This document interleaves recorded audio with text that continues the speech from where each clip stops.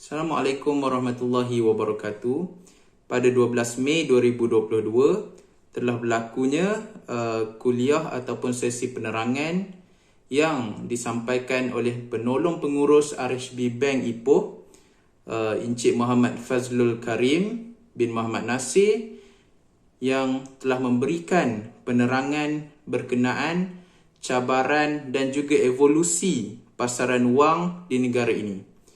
Dalam sesi penerangan yang telah disampaikan oleh beliau, beliau telah menerangkan beberapa cabaran dalam pasaran wang di Malaysia.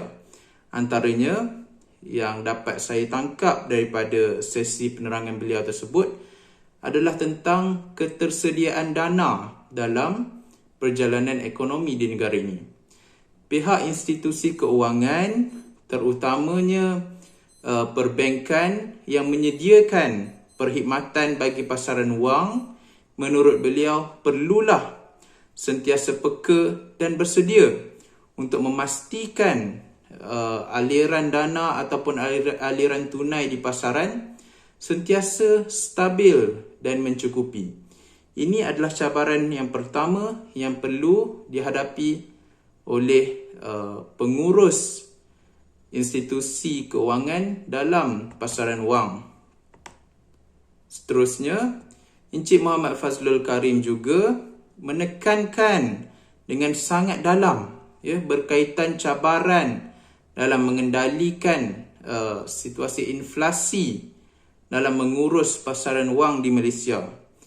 Inflasi ini yang pastinya meningkatkan kenaikan harga barang di Malaysia adalah salah satunya berpunca daripada tindak balas yang berlaku dalam pasaran wang, di mana menurut beliau kerajaan mengawal inflasi ini melalui strategi mengendalikan pasaran wang. Contoh, mengawal kecairan wang di pasaran. Kadar inflasi di negara ini juga pasti dapat dikawal.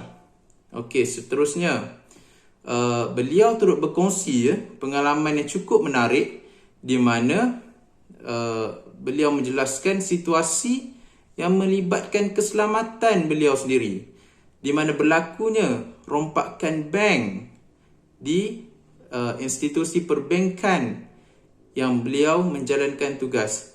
Namun begitu, beliau menjelaskan situasi tersebut adalah salah satu agenda untuk mencuci wang ataupun pencucian wang yang dilakukan seakan-akan kejadian rompakan. Kesannya daripada peristiwa ini kita dapat lihat cabaran yang diketengahkan oleh beliau untuk berlaku telus sebagai seorang pengamal industri yang mungkin berdepan dengan situasi korup dan salah guna kuasa seperti ini.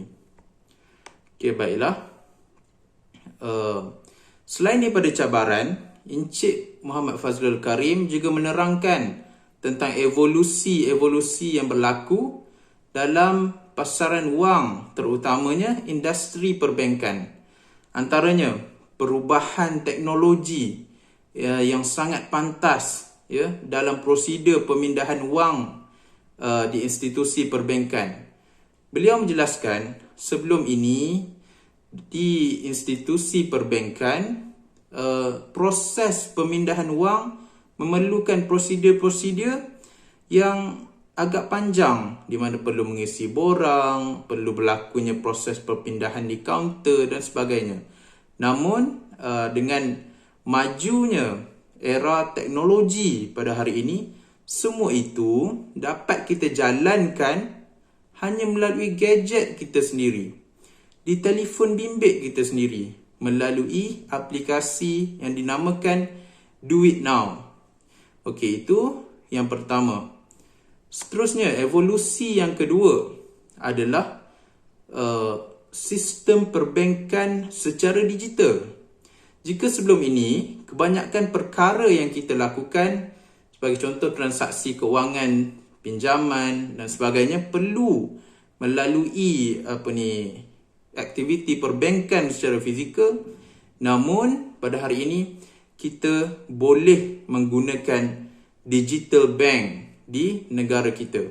Sebagai contoh, kerjasama yang dijalankan oleh RHB Bank sendiri secara nyata bersama syarikat Axiata melalui aplikasi Boost, yang telah mendapat lesen daripada Bank Negara Malaysia untuk menjalankan perbankan secara digital. Dan saya rasa kesemua evolusi-evolusi yang diterangkan oleh Encik Muhammad Fazlul Karim ini sangat menarik untuk kita perbincangkan dan kita teliti. Baiklah, untuk bahagian kedua, saya akan menerangkan berkenaan dengan kesan kenaikan kadar dasar semalaman atau dikenali sebagai OPR, yang menurut Bank Negara Malaysia, Jawatankuasa Dasar Monetary telah membuat keputusan untuk meningkatkan OPR ini kepada 2% ataupun sebanyak 25 mata asas. Dan bagi saya, untuk pasaran wang di negara ini yang sebahagian besarnya bergantung kepada transaksi pinjaman dan transaksi pembiayaan, kenaikan ini sudah tentu memberikan kesan yang cukup signifikan. Yang pertama sekali, kecairan aliran tunai adalah lebih rendah. Hal ini disebabkan oleh kenaikan OPR ataupun kadar dasar semalaman yang lebih tinggi dan berakibat kepada naiknya kadar faedah dan kadar keuntungan yang perlu dibayar oleh peminjam dalam pasaran wang di Malaysia.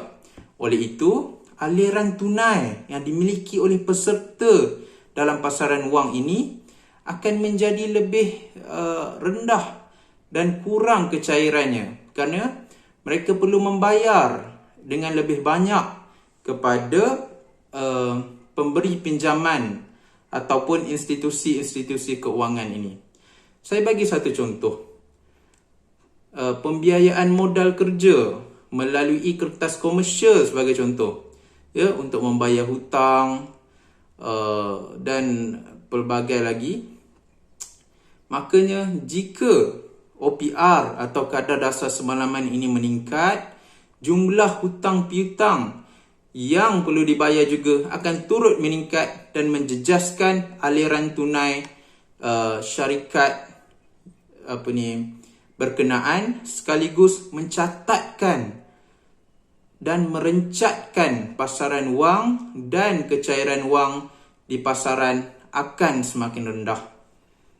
Seterusnya, berbeza daripada kesan terhadap firma dan peminjam-peminjam yang lain, satu lagi peserta dalam pasaran wang ini, iaitu institusi perbankan, menerima kesan yang positif.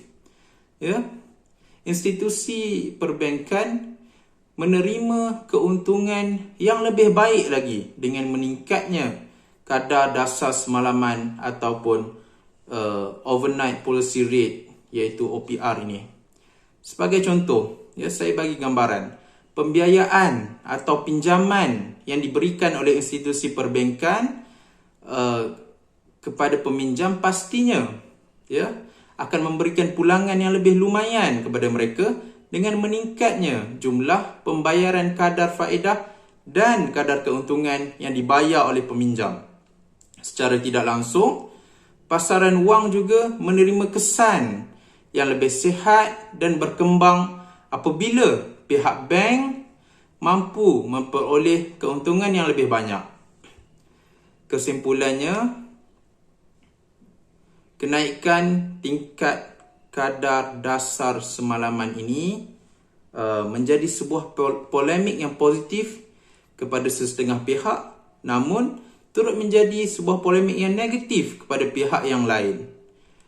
Dengan itu, saya fikir seluruh pihak yang terlibat dalam pasaran wang di negara ini perlu menjalankan tanggungjawab dan tugas yang dipikul dengan lebih baik agar keadaan pasaran wang di Malaysia sentiasa terjamin dengan lebih kukuh.